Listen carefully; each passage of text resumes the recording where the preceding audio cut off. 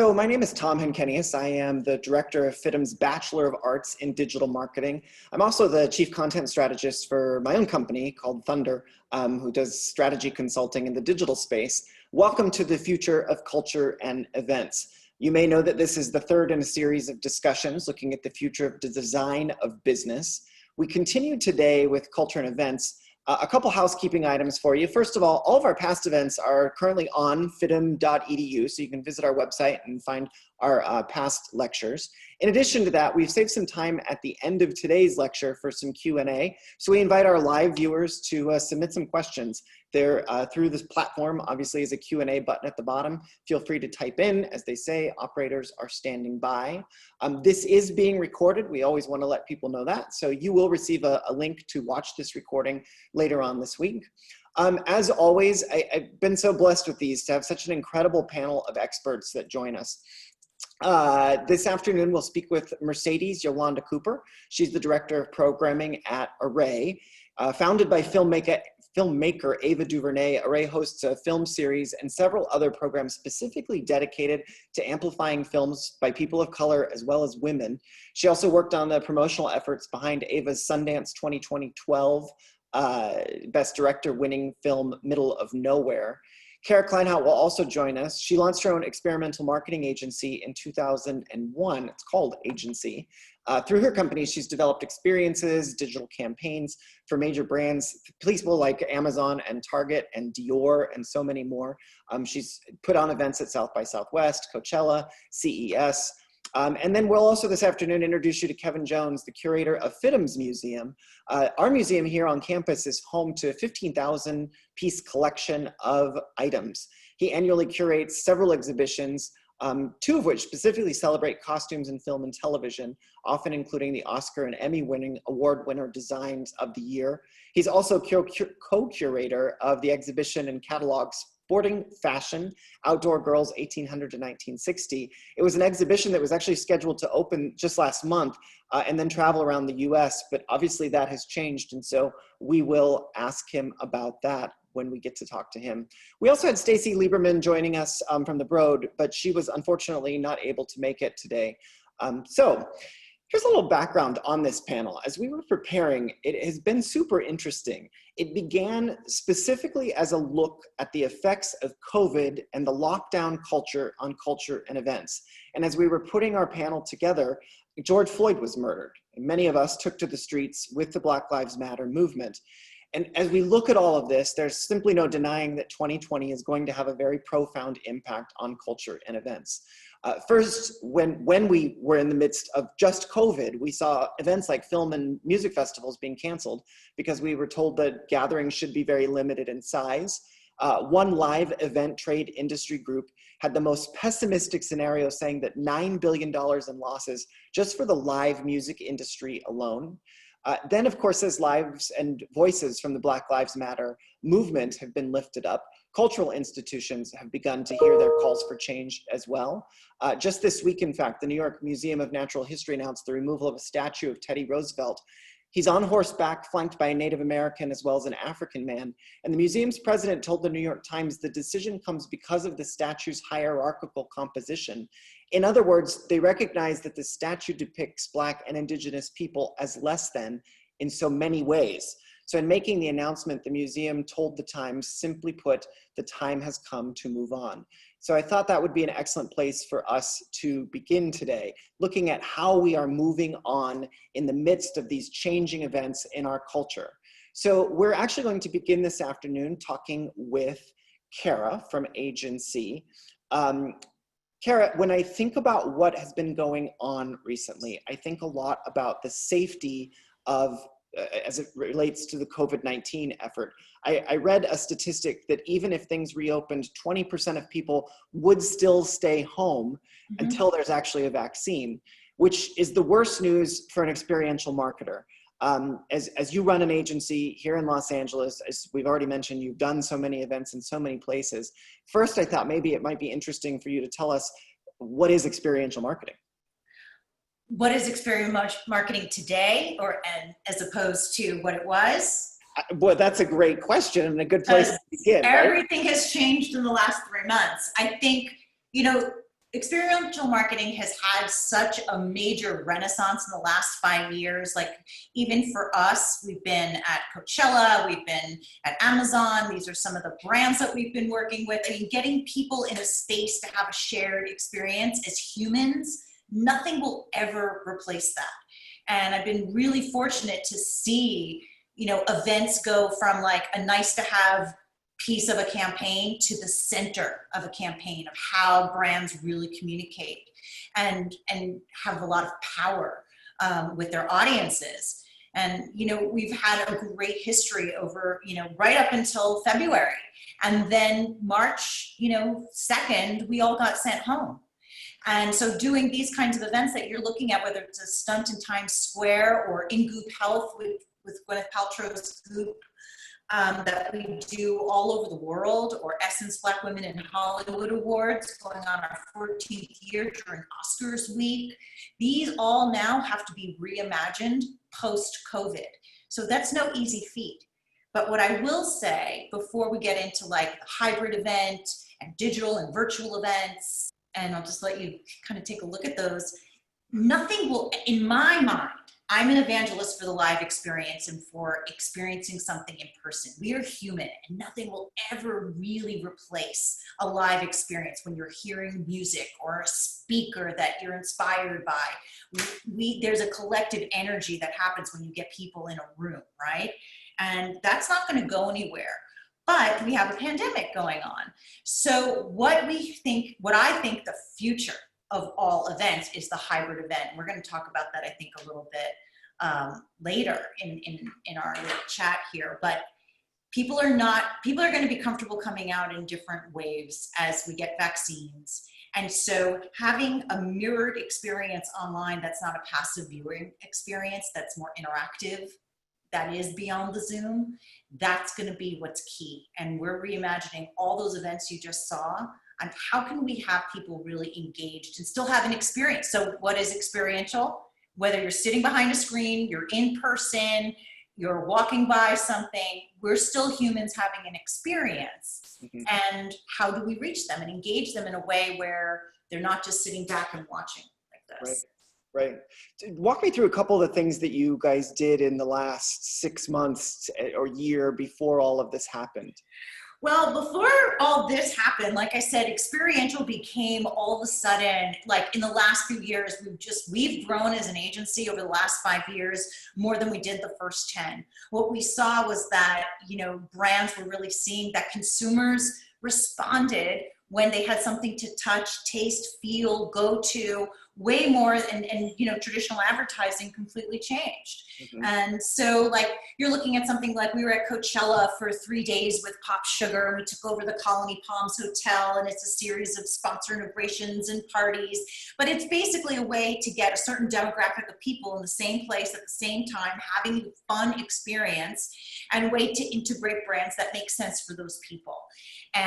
But doing something like that, that's not something I can do right now. So, you know, that's a good example, you know, art installations and all of that, but we will again. We will for sure.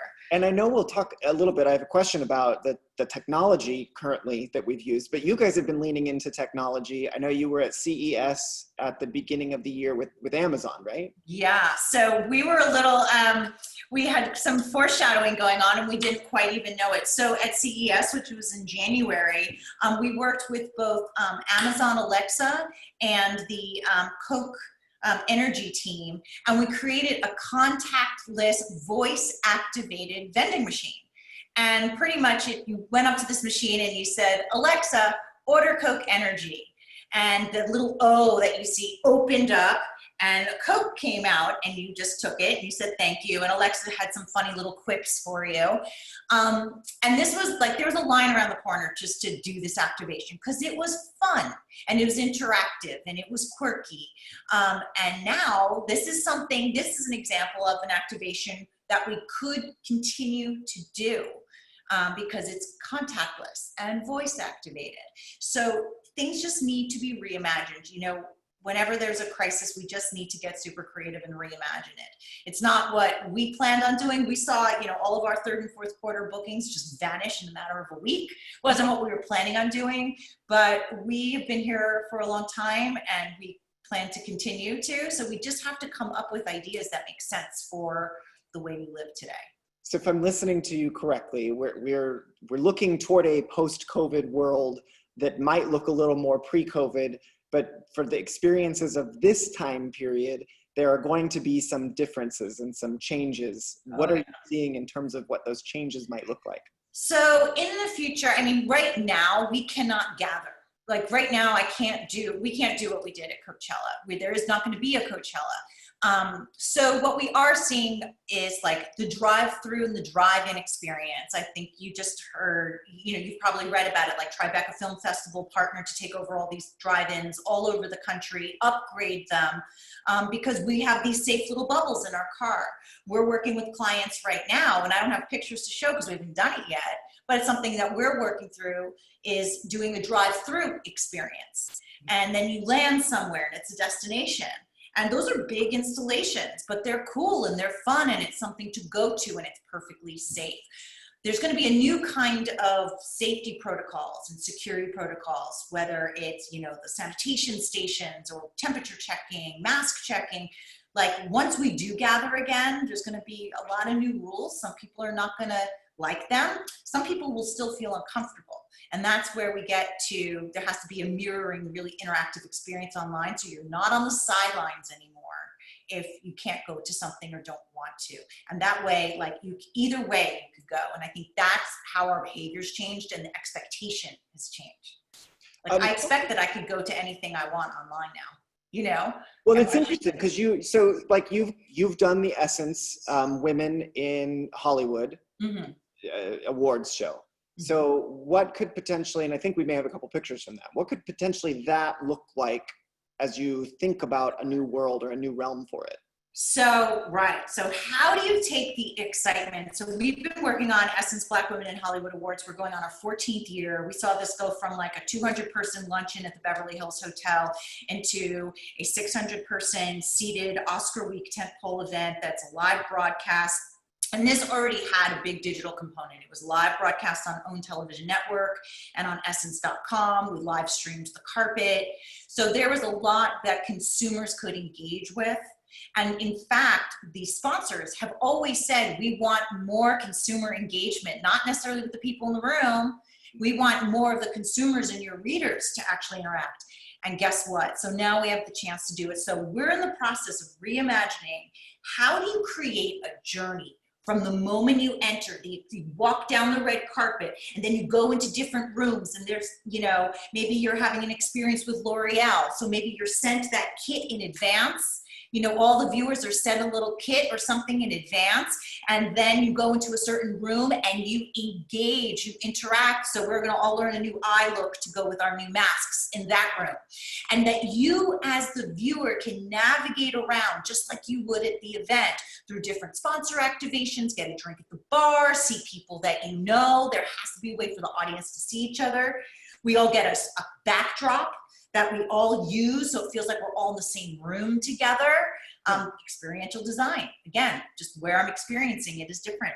And that aha moment when you walk into that ballroom and you see your favorite celebrities on, at the podium, and there's like that jaw-dropping wow moment, that we still get that. And that is still a journey. It's an experience. And we're reimagining that we work on, the Hollywood Reporters, Women in Entertainment, Women in Diversity.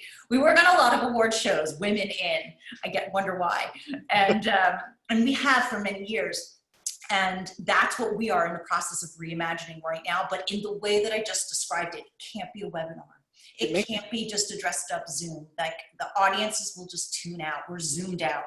Right. So we need that interaction, and the brands are more than excited to sponsor and get involved if we can show how that engagement will happen. And I love what you were saying about the sampling, because you hear a lot of brands wondering, how am I going to do sampling in this? But if you've already captured the data and then you can send them, send the viewer that item. The other piece of this, though, is not just terrestrial, right? It could also be digital.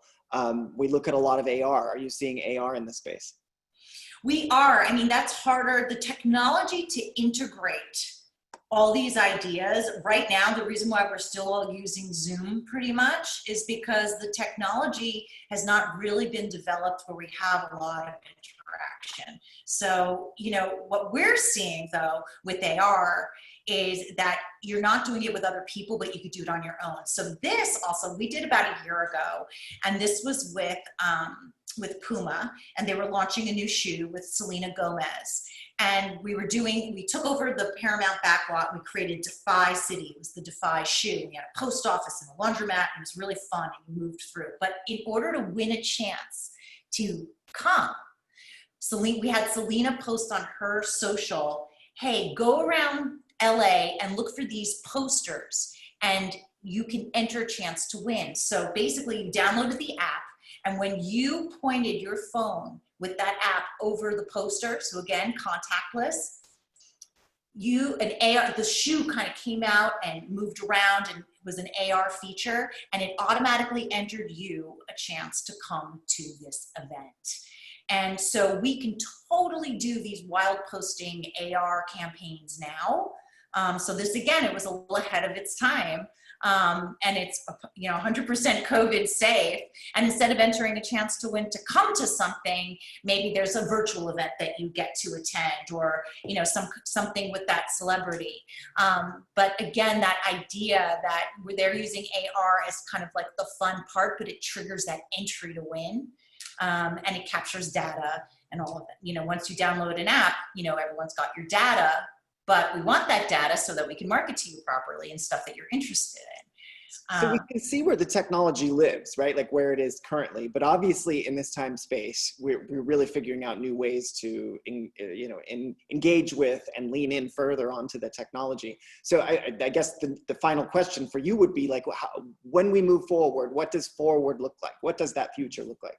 Well, who I think is doing it the best is what I see going on. So like what we're seeing here that was the Hollywood Reporter, like getting all those people in a room. How do you make that into a digital experience? Like, I think the people that I see doing it the best right now is the K-pop world.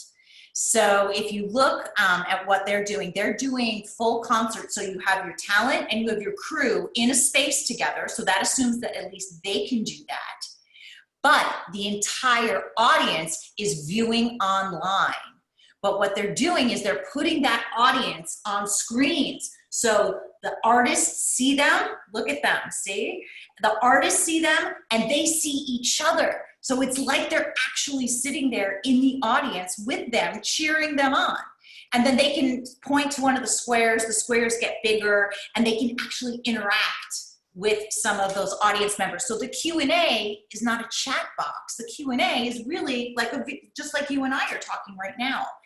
That is the only place I'm seeing this technology, and it's proprietary, because I was like, how are they doing that? I want to use that platform. It's proprietary. But that's where, and I know that the organizers of KCON, the biggest K-pop convention that they do all over the world, is doing something called Contact. And they are also doing a very interactive conference that's coming up later this month that I'm really excited to check out. But as you see, like that, I think is the future right there, as far as virtual events and people being able to see and interact both with each other and the talent. And that to me is just super cool. And if you Google it, you'll actually see, like, to any of our viewers, to Google this was really fascinating to me, because you see then the long legs that this kind of marketing interaction has. People are taking screenshots and screencasts and then posting to their social when they're interacting, or even if they're not interacting, just the fact that they were there. It's fascinating. Cara, thank you. This has been super interesting. Stay with us, obviously. At the end, Cara will come back and answer any of your questions, so be sure you're using the Q&A button. It looks like there's already a few that have been submitted. But it's interesting to go from Cara then to talk to our next guest, who's Kevin Jones. He's the lead at FIDM's museum. Kevin, how are you? I'm well, thanks. So it's fascinating to me because as we look at what Cara was just showing us, there's such an infusion of digital, right? Yes. And I know that has to be a part of what you guys are doing too. But before we dig in on that, maybe like set the groundwork. If someone had never heard of the FIDM Museum, who are you? Okay, well, we started in 1973 literally as a closet of instructors' clothes that were used by our students, to learn the basics of pattern drafting. For example, like if you don't know what a dolman sleeve is, you need to see a dolman sleeve, so it's very hands-on. The nonprofit was actually established in 1978, and the collections have continued to grow outside of the FIDM walls. We are open to the world now for the last 42 years for the study of dress history, and I'm in my 21st year here, which is amazing. We have over 15,000 pieces, and we span 400 years of dress history. Not many people can boast that. And it's mostly Western fashionable clothing, but we also have world dress, and we're expanding on the types of garments that we have available for people to study. We still have the hands-on classroom study collection, but that's really a small part now of the incredibly rich holdings that we have of men's, women's, children's, accessories, fragrance, packaging, textiles, jewelry. I mean, we literally collect everything that is head to toe. We also have a special collections that supports our main garments and objects, and that's over 200,000 strong, and it's fashion plates, it's rare books, it includes a photography collection too. Do you have a couple, and obviously I'm setting you up for an answer I know you have, a couple interesting pieces, one of which I actually love the story behind. Maybe tell us about a couple of these pieces you've brought to share. Yeah, so, we do collect all the way as far back as we can and up to the minute. And what you're seeing on the screen now is a British court bodice that is cloth of gold. It's real gold embroidered in real silver, and it was worn by Lady Mary Douglas to the coronation of King George III in 1761. And that's the king that we kicked out of our country in 1776. So it's the only type, the only example that has known to survive. So we do have incredibly rare things that you have to come to the FIDM Museum in order to see those. We also have our Alexander McQueen peacock dress, and here it is when it was last on exhibition in our galleries. This is a gown that we actually commissioned. A friend of mine sent me a picture of it. It was actually copied in the Harry Potter movie, and McQueen, they kind of plagiarized the design. He sued, won, which is really weird, very unusual in a design aspect for a garment. And I fell in love with the garment, and I approached them and asked if they would actually create it for us. And they did, but sadly it was right at the time that he killed himself. So it's also kind of an amazing piece, but it's bittersweet as well for the museum, but it's incredible to have. Yeah, it is a beautiful thing to see in person, especially because it is such detail. And the other interesting piece, for anybody who wants to Google that Harry Potter piece, I'm sure we have some fans like myself in the audience. It's Fleur Delacour's wedding. I think it was in number 7, right? And instead of the peacocks, he changed it to phoenixes on the dress, but that didn't fly with within the lawsuit. When you look, you clearly see how closely they are together. Right. So let's talk about the technology piece of this. You guys have a pre-existing relationship with Google Arts and Culture. We do.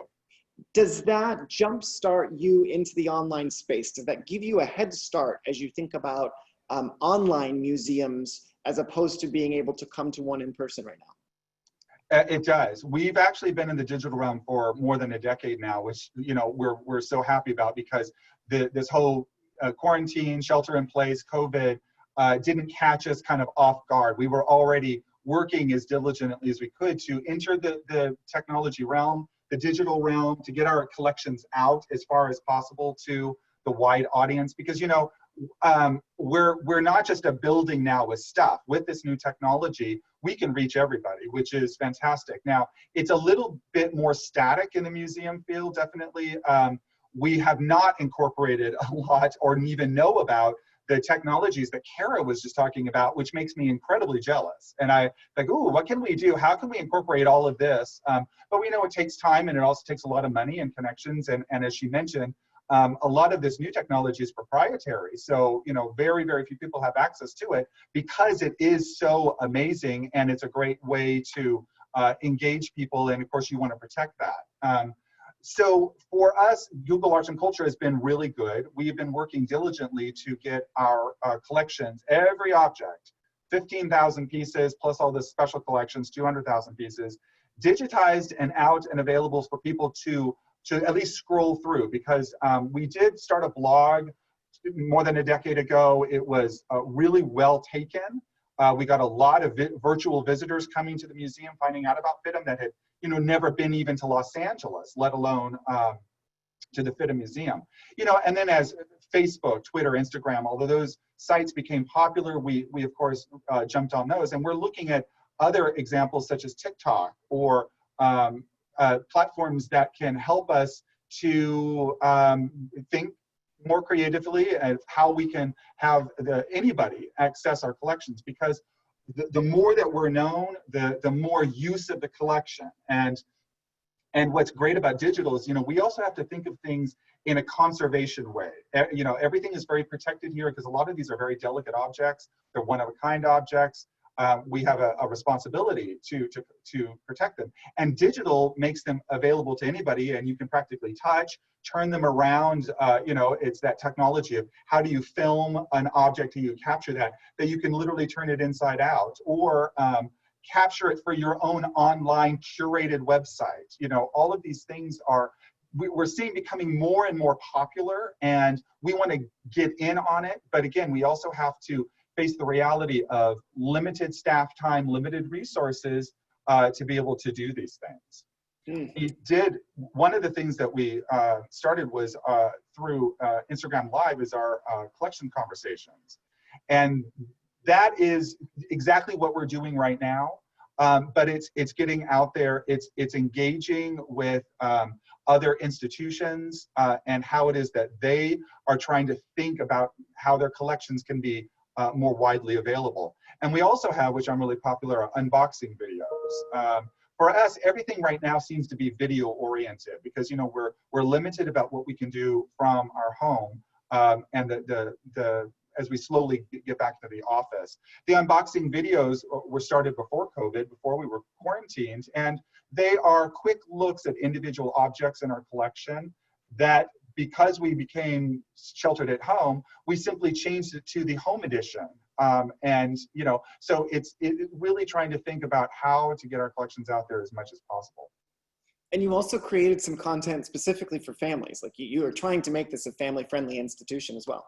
Yes, that's something that, you know, being sheltered at home and suddenly being away from all of the normal work that we do day to day has given the museum staff, we've had lots of Zoom meetings to come up with ways of getting our collections out there. And so especially, we were asking questions from people that follow us through Instagram, through Twitter.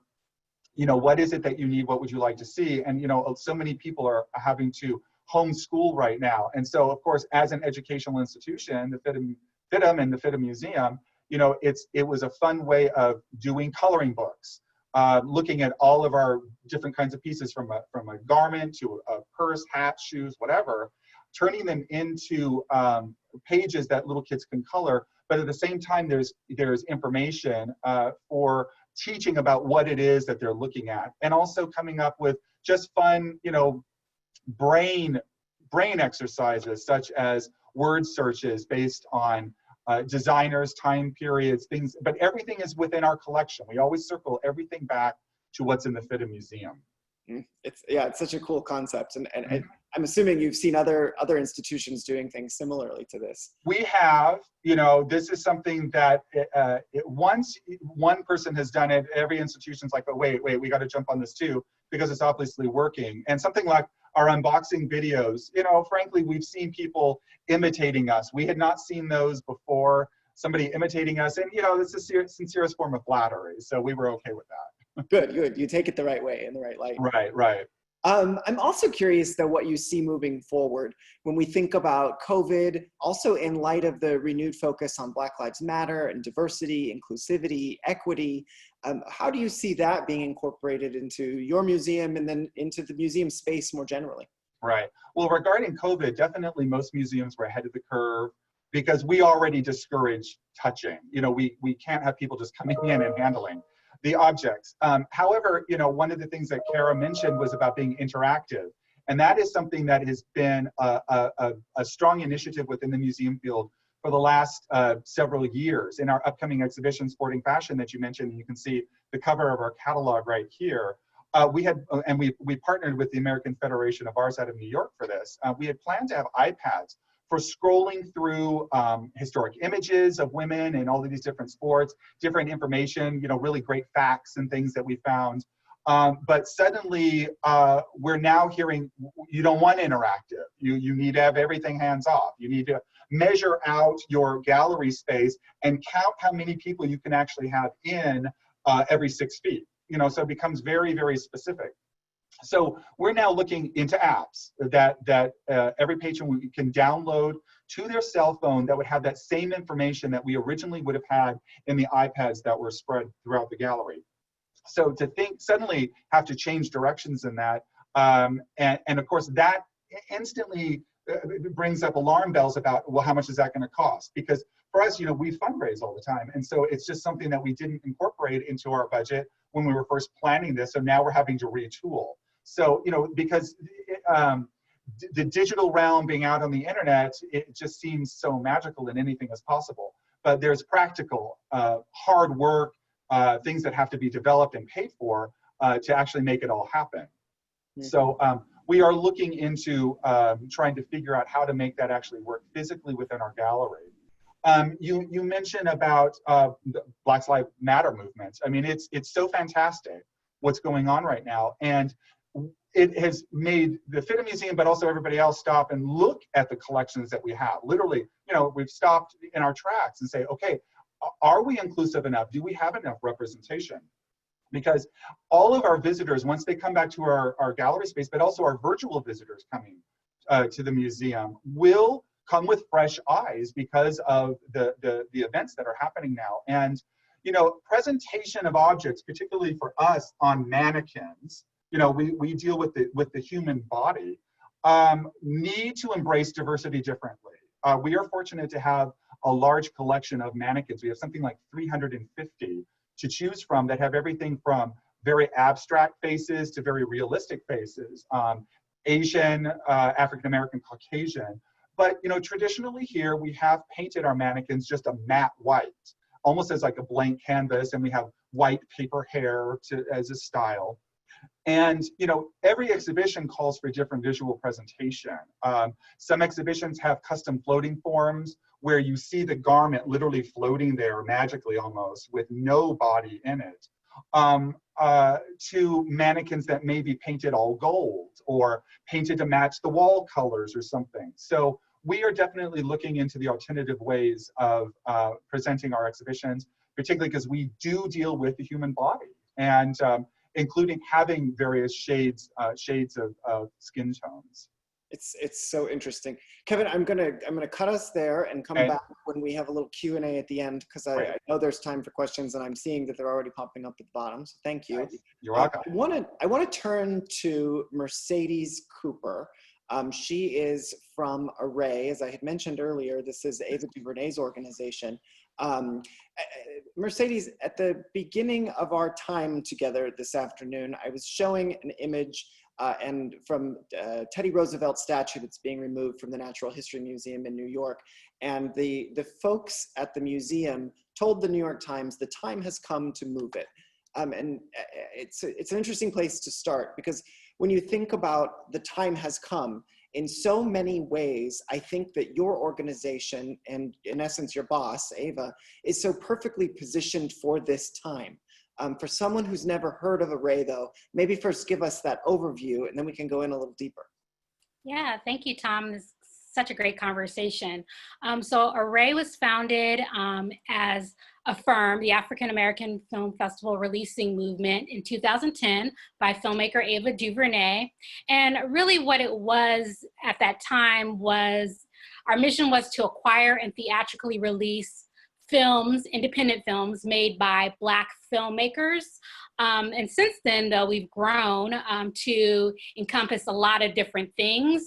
We've grown into a full multimedia platform where through our work, we produce, distribute, exhibit, and amplify images created by Black artists, people of color, and women of all kinds. So that's kind of like the core of our mission.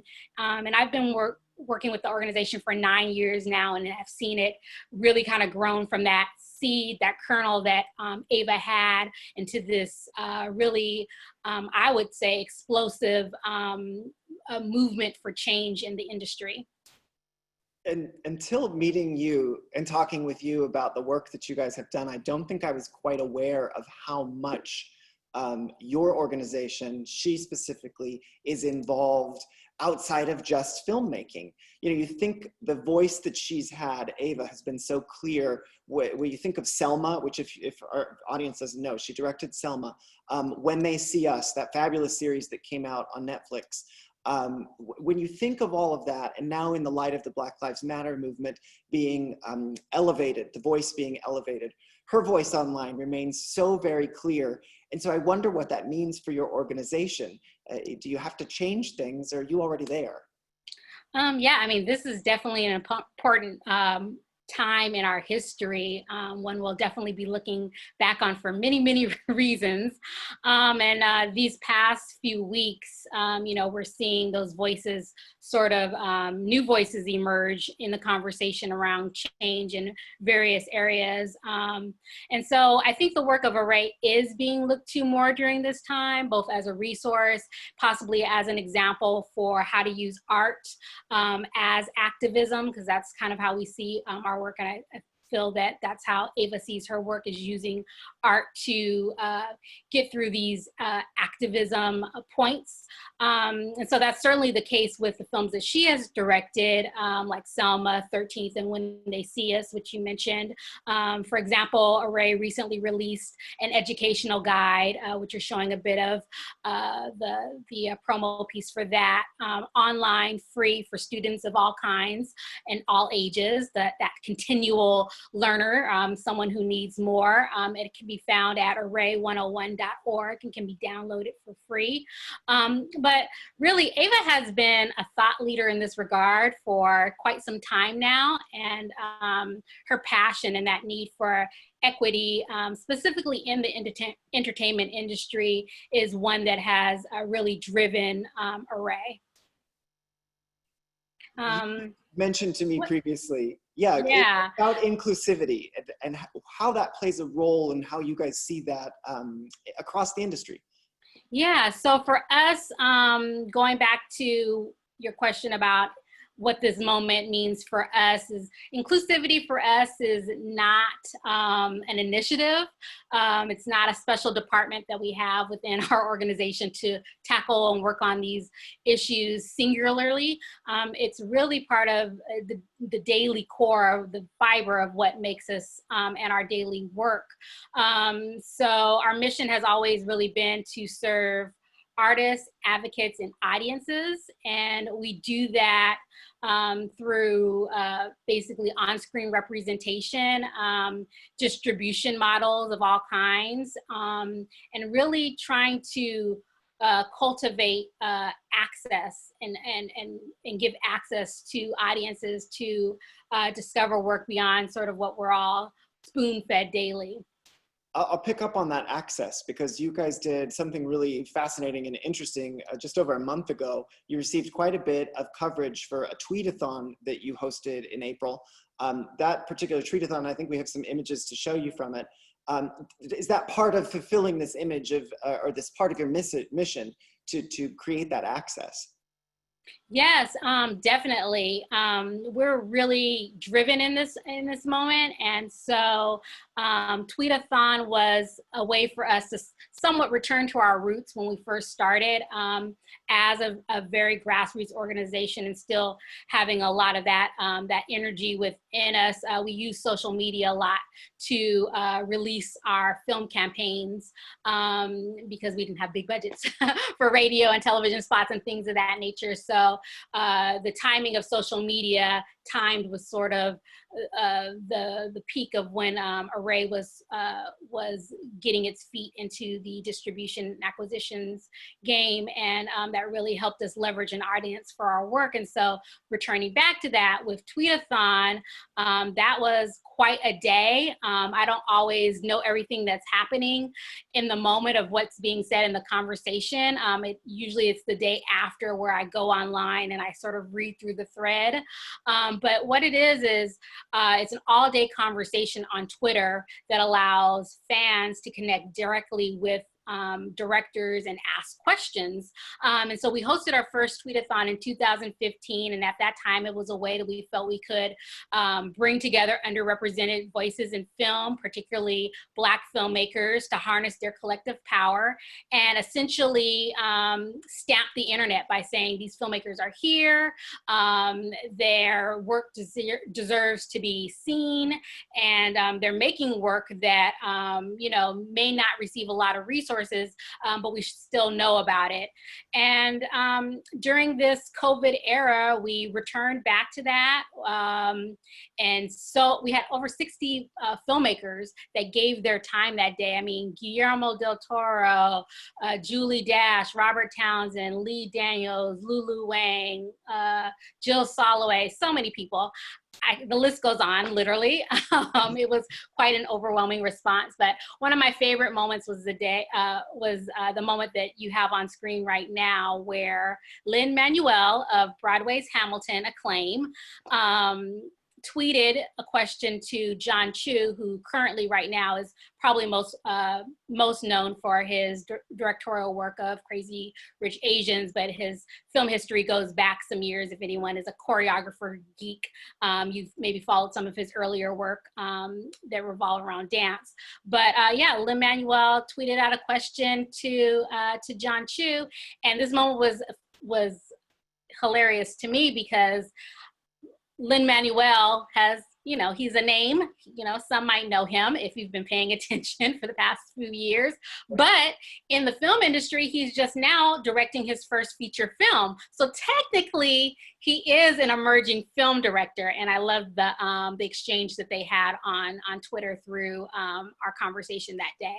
And the conversations can still be found online at Twitter via the hashtag #ArrayNow. We've heard people comment that it was like a free film school for the day, right? Because gems were just being dropped by directors.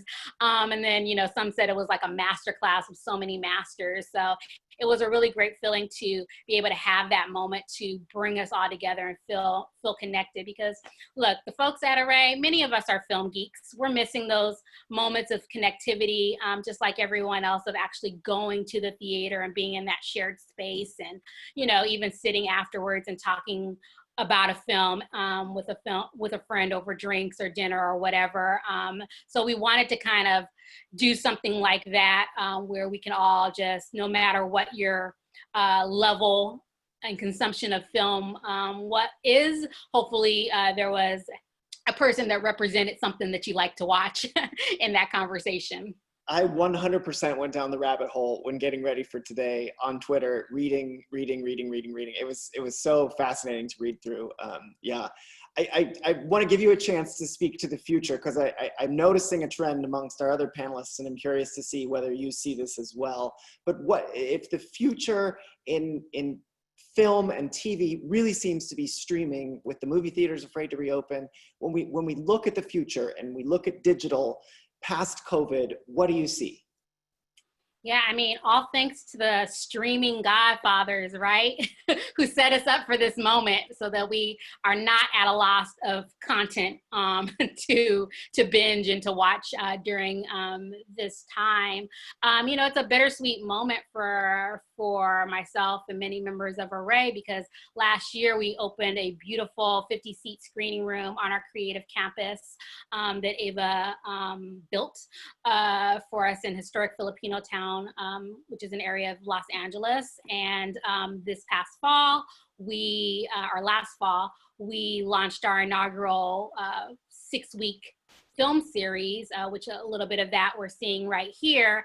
And it was just a really, really beautiful 6-week. We had a lot of different films represented in that. And you know, it's a special feeling of gathering in one room that you can't really replicate in the digital space. So, you know, I don't have any answers for anything, but I'm really hopeful that at some point we will be returning to shared physical spaces. You know, in the future, I know Array, we are using this as an opportunity to learn and see how we can produce hybrid models in conversations and spaces to gather, similar to the ones that we've been doing during this time on social media. But yeah, we're not ready to say bye to theaters just yet. We're just gonna say, see you later, alligator. Come on back when it's safe. But yeah, we can't wait to welcome audiences back to our space. And drive-ins, as Cara mentioned, will hopefully save us for the time being. But I tell you, independent theaters really could use some support right now. Yeah. Let's bring everybody back, Kevin and Cara, to join us and answer a couple questions that have been submitted. We've actually gotten a few really good ones already. I wonder if you could start. Maybe, Mercedes, we'll start with you while they get their cameras and their audio turned back on. But I think Kevian is maybe how you pronounce it. But he asks, can we expect new technology to have the same impact on different audiences? And there's so many ways you can slice that question. But I wonder if we look at it through the lens of diversity and inclusion, what do we think about new technology and the impact on audiences? Yeah, I mean, that is a very real question because not only do we want to talk about audiences that normally get mainstream attention, but we also have to really be considerate of accessibility, right? Even for Array, we're like, okay, what can we be doing so that we can make our conversations really inclusive to capture the audience? And I think that, both Kevin and Cara mentioned the price tag right now for technology is not necessarily equal playing field. Some of this technology that we're seeing is proprietary, or it's really, really expensive to do one thing with it. So hopefully we will see a lot of creativity being used in the digital spaces to make this technology and these conversations and online events more accessible to more types of people. Cara, any thoughts on that as well? I do. I mean, I think the opportunity here is that we can reach more people. I mean, you could reach way more people digitally and with a virtual event than you can with an in-person, right? So that's the big opportunity, is like, for example, if we are converting Essence into a digital award show, we can reach, triple, quadruple the amount of people that we could than just that were allowed to come through the front door. And so that's really the opportunity. If we know we're speaking to a certain group of people, then we know how to communicate and we know where they are, then it just opens up the possibility of, like, even someone else asked the question, are we gonna target different audiences? Or are we gonna do one big international campaign? I think that if you can target an audience, what we are able to do is give content that's more relevant. And that way we're also knowing who we're speaking to. But the big opportunity in digital is being able to widen the audience, because at these events, it was always very limited to who could fit into the venue or who had the invitation. But here we're allowed to invite so many more. Kevin, any thoughts? Yes, it's so important. And, for us, what we're trying to do digitally is to hone our brand. What is the fidm Museum? Who are we? And to create a personality through the interactions that we have with our online, visitors through, web events, demonstrations, all the kind of assets that we can dump online, because it's important for people to want to come and visit you. They have to know who you are. I mean, they may sample you once if they think something is cool, but we have to keep bringing people back. That's why we have exhibitions all the time. It's not just the same thing in our gallery constantly. But also at the same time, all of this costs money. I mean, we have, in order to reach as many people as possible, we have to be able to pay for it. And monetizing our collections and figuring out that, looking at every single thing that we have, and how it can help online and through all the digital can help us. And one of the things that we're trying so hard is to literally get every single object in the museum available for people to search, just if they want to just have fun search through it. But also it's coming up with ways of licensing all of our images, the historic images we have, the images that we take of our gallery shots, images that we have of individual objects. I mean, these things can be monetized working with different online companies that it can spread through the people that they're connected to, their different audiences that we don't necessarily even know about, that can then bring viewings to our museum website, but at the same time also maybe bring in some hard-earned dollars. Cara, I'm going to direct this one at you from Jake. He asks, when will in-person events come back? That might be the harder part of the question to answer, but this is interesting. What will fashion shows and red carpets look like? I did just read in Women's Wear yesterday, I forget which brand, but somebody is planning a fashion show for fall. So what is your thoughts on that? Well, I think this is where the hybrid events come in. I think based on vaccines and safety, we're going to try to get at least talent and a crew to shoot it in the same space, and then have the audience be at home. And so this way it's completely safe, but there are ways to also have people in a space. If you're outside, if you're socially distanced, if we're all wearing masks, if we're taking temperatures, now that doesn't sound very fun, but if we're able to modify our behavior a little bit until a vaccine is found, there are ways that we can safely gather. Just everyone has to be willing to participate in those protocols, and some people don't want to. So that's where the hybrid event, if I can be at home and I can engage, especially if I get that excitement of the red carpet, if I could have access to maybe some behind the scenes. I think the key is also giving the viewer at home something that even if you're there in person, you can't get. So special behind the scenes, some interviews, what's it like to set up, just making it a really engaging experience. Then the hybrid experience can be a success, and it doesn't necessarily have to be a bad thing. It's just a different experience. But that's what it's going to look like really soon. Mercedes, when I think about Array, you just built that beautiful theater. You'd love to show it off. When do you get to do that again? Do you guys have any plans in place now? What are your thinking as you look forward on that part in person? Yeah, I mean, through this whole time, we've definitely been looking to the state and city mandates. And right now, we are not at that phase where theater, I mean, there's kind of like this double Dutch effect where we're hearing theaters are opening. And I know a big movie that everyone has been anticipating, Tenet has moved forward with their release date. So I would imagine we will be in that phase soon. But for us, we are moving a little slower, of course, because we want to be safe.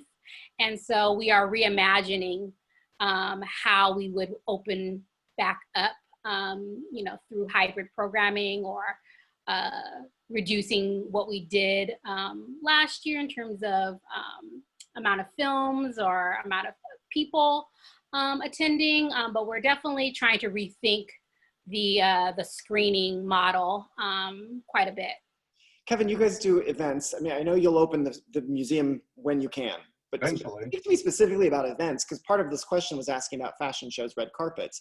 So what's your thought on the events? I mean, you had to cancel one for this huge exhibition you were about to send out just a month ago. What are your plans there? We do plan to open the museum. As Mercedes mentioned, we're really looking at the city, the mayor, what they say is safe to do. And then looking at our physical space, we have to look at our space and see how many people we can accommodate, and is it all possible? Retooling literally how people enter and exit. We're thinking of flipping that from normal, because we can have a one-way flow through the museum. It's really important. You know, they're unusual times. We're actually talking with all of our other colleagues too around the world, saying, you know, what's working for you, what isn't working, and what are your plans? Because it is a collective. I mean, we don't have to stand alone in any of this and try to think of every single thing ourselves. You know, we can all come together and share what works and what doesn't, and that's what we're trying to do. I wonder, there's a question from Gabby in here, and it may be the last one we have time for, where she talks about with the climate that we are in the BLM protests taking place all over the United States as well as the world. She asked Cara specifically about agency, but I think we could make it broader as well. Is agency, are you all thinking of ways to work with smaller Black brands or startup or Black entrepreneurs that are trying to launch themselves or need more exposure through marketing digitally, especially because we're in lockdown? You do think about the disproportionate impact that this lockdown is having on people of color and especially their businesses. And so then you add on top of that the BLM protests, and you wonder, how can we elevate these voices? And so I don't know, Cara, have you seen anything that you can speak to specifically? Yeah, I love this question. I'm glad it was asked, because what we're finding, it's going to take more than just looking for smaller businesses like vendors or entrepreneurs or freelancers that we can hire. A lot of times it's seeking out those companies that are trying to start and seeing how we can help them. It's not just about, oh, what vendors are we using, and go down a list. It's about who's out there that's trying to start up in the business and making a concerted effort to help them start their business. Like when we work with a floral company or a rental company that's just starting, we always have to kind of teach them how we do business. So we are inadvertently helping them. So really just being it's a conscientious effort. It's intentional about who we're working with, who we're helping, and making an impact that way through the work that we get. Mercedes, I wonder if I can flip the question a little to you. How are you finding artists of color now, right? With us in lockdown, before they could walk in and shake your hand and say hi. How are you discovering them, or how are they finding you? Yeah, I mean, a lot of our kind of search capabilities just revolve around the internet.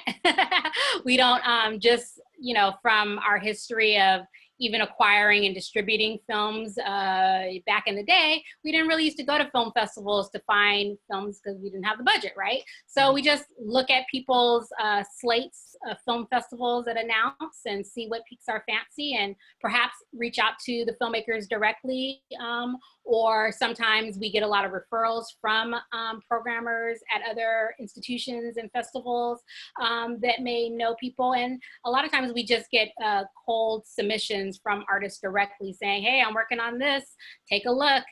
So those three things are definitely still in play. Good old Google, shout outs to Google.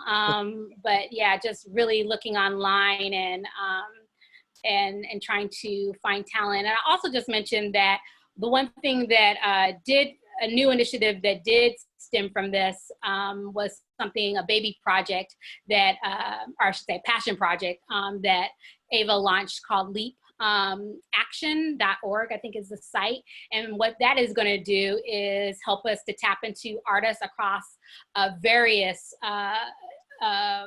industries. So not just film, but also hopefully performance art, music, fine art, all of the above, to come together for this new project that just got announced, I think 2 weeks ago or so. So we are even still looking for ways, even within our mission, to keep expanding and improve access to funding and grants for artists of color. And I hope everybody has taken that away from today. Unfortunately, we're out of time. I could ask you guys a million more questions, but that really is the piece, right? Like, is thinking about the ways that we can provide access. And that if anybody takes that away from today's conversation, I feel like we would have achieved something good here. Thank you to the three of you, Mercedes, Cara, Kevin, for joining us today. Obviously, Kevin, we have a great relationship with you because you're here at the college, but Cara and Mercedes, the companies you work for have been so good to us at the college and helping our students, and we certainly appreciate that. This is just part of a series. 2 weeks from today, we will be taking on the future of work. We'll talk with several VPs of human resources, one from G3. That's a brand that includes Tommy Hilfiger, Donna Karan, Harley Davidson Apparel. We'll also talk to somebody from textile, brands like Rihanna's Savage Fenty, Shoe Dazzle, other brands that they own, and then somebody from HSN and QVC who works in the people department there. So if you're interested in the future of work, where the jobs are now, what you should be doing if you are out of work or looking for work, join us on July 7th. In the meantime, of course, you can always find all of us online. These panelists were so gracious to spend time with us today, but we are all on LinkedIn, so we're not too difficult to find, and you could certainly reach out to us that way. Follow FIDM online for updates about more events that are coming up, and feel free to reach out to all of us with questions or ideas about other episodes that you'd like to see us include in this Future of series. We remind you